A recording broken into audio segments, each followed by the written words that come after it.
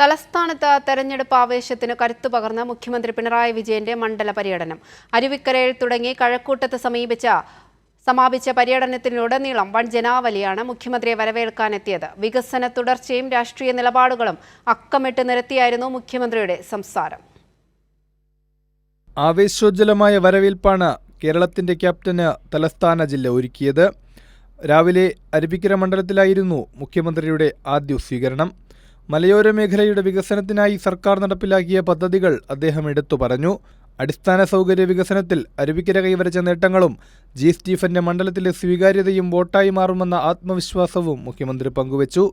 മാറ്റത്തിന്റെ വേഗത അരുവിക്കരയിൽ നിന്ന് വട്ടിയൂർക്കാവ് മണ്ഡലത്തിലേക്കാണ് പോയത്. യുവജനങ്ങളുടെ വലിയൊരു നിരയാണ് മുഖ്യമന്ത്രിക്ക് സ്വീകരണമൊരുക്കിയത്. വി കെ പ്രശാന്തിലൂടെ മണ്ഡലം LDFന് നൽകിയ പിന്തുണ വട്ടിയൂർക്കാവിന്റെ മുഖച്ഛായ മാറ്റിയെന്ന് അദ്ദേഹം പറഞ്ഞു.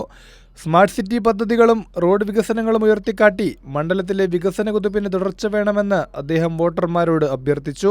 നാടിൻ്റെ സമഗ്രമായ വികസനത്തിന്, ഇന്നത്തെ കാലഘട്ടത്തിനനുസരിച്ചുള്ള വികസനത്തിന് സംഭാവനകൾ നൽകിയിട്ടുള്ളത് LDF ആണ്. അത് ജനങ്ങളുടെ അനുഭവത്തിലുള്ളതാണ്.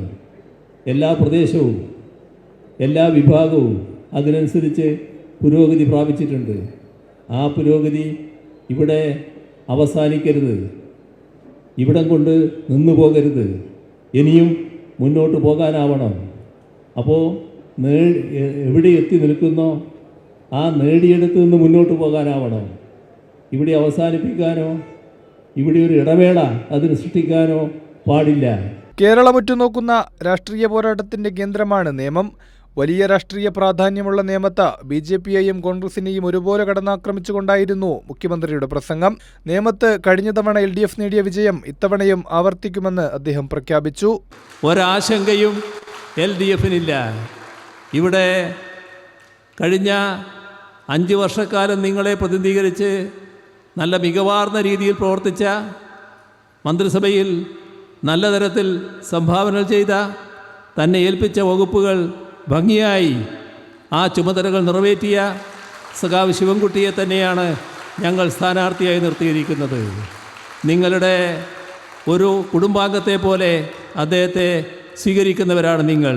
കഴക്കൂട്ടം മണ്ഡലത്തിലായിരുന്നു അവസാനത്തെ പൊതുയോഗം. കടകംപള്ളി സുരേന്ദ്രന്റെ ജനകീയതയും കഴിഞ്ഞ 10 വർഷക്കാലം മണ്ഡലത്തിൽ നടപ്പിലാക്കിയ വികസന പ്രവർത്തനങ്ങളും മുഖ്യമന്ത്രി ഉയർത്തിക്കാട്ടി. കേരളത്തിന്റെ വികസന ശ്രമങ്ങൾക്ക് കഴക്കൂട്ടം നൽകുന്ന പിന്തുണ വലുതാണെന്ന് അദ്ദേഹം ഓർമ്മിപ്പിച്ചു. വർഗീയ രാഷ്ട്രീയത്തിനെതിരായ ശക്തമായ നിലപാടുകളും സംസാരത്തിലുടനീളം പ്രതിഫലിച്ചു.